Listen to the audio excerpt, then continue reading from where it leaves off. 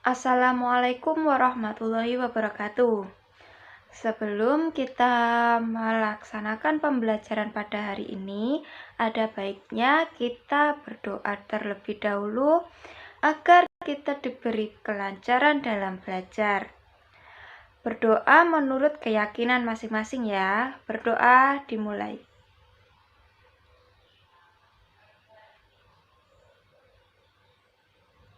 Amin. Apa kabar kalian semua? Baik ya, alhamdulillah. Nah, hari ini kita akan belajar mengenai sholat sunnah rawatib.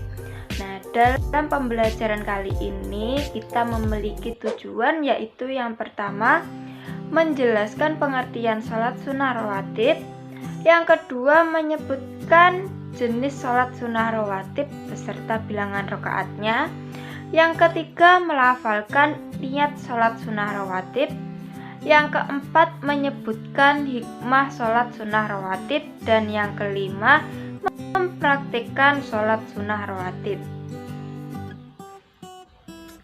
Sebelum kita memasuki materi, saya mau tanya kepada kalian, apa kalian sudah tahu apa itu sholat sunnah rawatib, atau kalian sudah pernah mengerjakan sholat sunnah rawatib? Belum tahu? Belum pernah mengerjakan? Oke, berarti kita akan belajar mengenai sholat sunnah rawatib. Dimulai dari pengertian sholat sunnah rawatib. Apa sih sholat sunnah rawatib itu? Nah, sholat sunnah rawatib merupakan sholat sunnah yang mengiringi sholat fardu, yaitu sholat yang dikerjakan sebelum dan sesudah sholat fardu. Nah, sholat sunnah rawatib ini dilakukan sebelum sholat fardu, itu dinamakan dengan sholat sunnah qobliyah. Nah, sedangkan yang dilakukan setelah sholat fardu itu disebut dengan sholat sunnah ba'diyah. Hukum dari sholat sunnah rawatib ini yaitu sunnah. Sunnah ini apabila dikerjakan akan mendapat pahala, sedangkan apabila ditinggalkan tidak mendapat dosa. Akan tetapi kita akan rugi jika tidak melakukan karena tidak mendapatkan pahala. Dari pengertian sholat sunnah rawatib tersebut terdapat ketentuan-ketentuan dalam sholat sunnah rawatib. Yang pertama, sholat sunnah rawatib mu'akkad. Nah, sholat sunnah rawatib mu'akkad ini merupakan sholat sunnah 12 rakaat dalam sehari.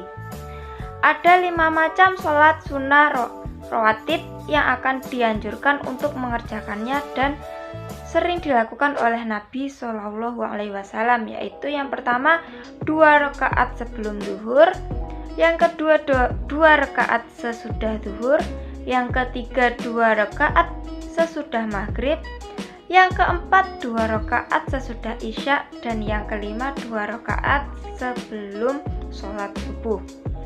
Yang kedua yaitu ada sholat sunnah rawatib ghairu mu'akkad.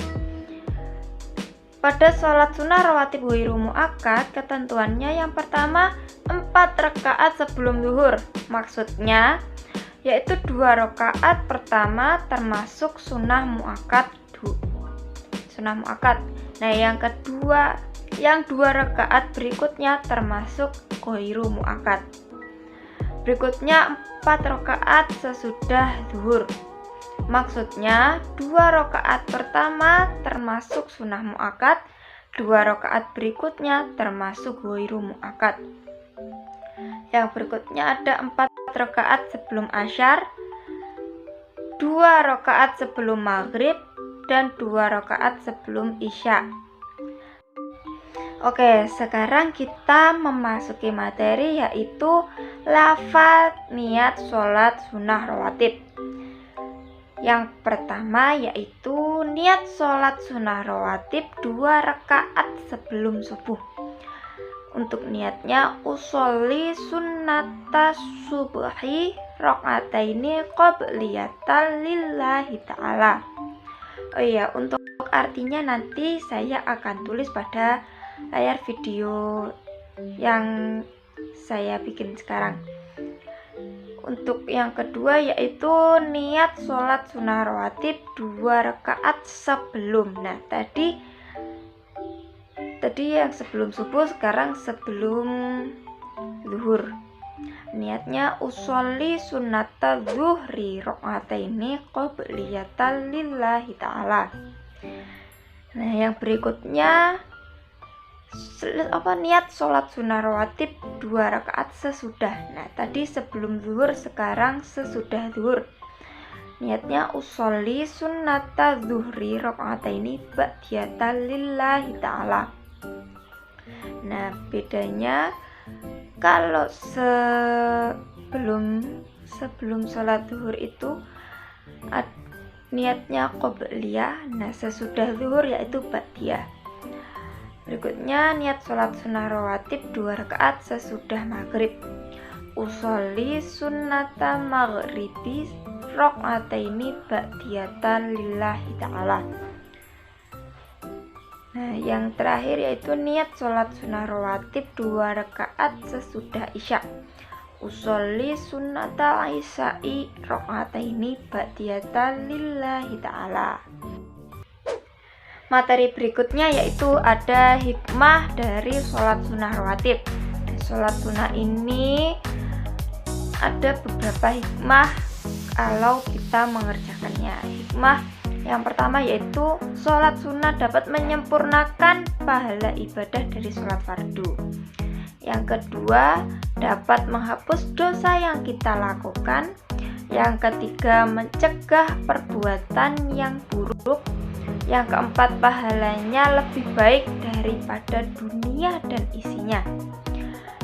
Yang kelima, akan mendapat rahmat dari Allah. Dan yang keenam, apabila kita rutin mengerjakan sholat rawatib 12 rakaat, akan dibangunkan rumah di surga. Nah, bagaimana untuk hikmah sholat sunnah rawatib ini? Apakah kalian sudah tergugah untuk menjalankannya? Nah, harus menjalankan sholat sunnah ini untuk menyempurnakan semua ibadah kita. Untuk tata cara sholat sunnah rawatib ini sama dengan sholat fardu. Nah, bedanya ada pada niat pelaksanaannya. Selain itu, sholat sunnah rawatib dikerjakan secara munfarid atau sendiri-sendiri, tidak dilakukan secara berjamaah. Nah, bacaan dalam sholat sunnah rawatib tidak dinyaringkan. Tidak dinyaringkan dengan artian kita niat sholat sunnah rawatib dengan mengucapkannya hanya di dalam hati saja. Rasulullah Shallallahu Alaihi Wasallam bersabda, pertama kali amal perbuatan yang dihisab atas seorang hamba pada hari kiamat nanti adalah sholat. Maka jika ternyata sholat itu baik, maka baiklah seluruh amalnya. Dan jika ternyata sholatnya rusak atau jelek, maka rusaklah seluruh amalannya. Dan sabda Rasulullah SAW berikutnya, pada tiap antara 2 adzan, yaitu adzan dan iqomat, ada sholat sunnah. Nah, pada tiap adzan dan iqomah ada sholat sunnah. Pada tiap adzan dan iqomah ada sholat sunnah. Setelah mengatakan 3 kali, bagi siapa yang mau mengerjakannya.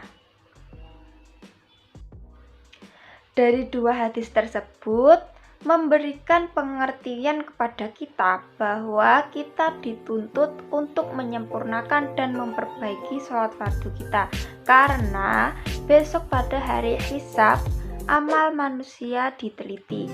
Sholatlah yang menjadi tolak ukur baik dan buruknya amal seseorang.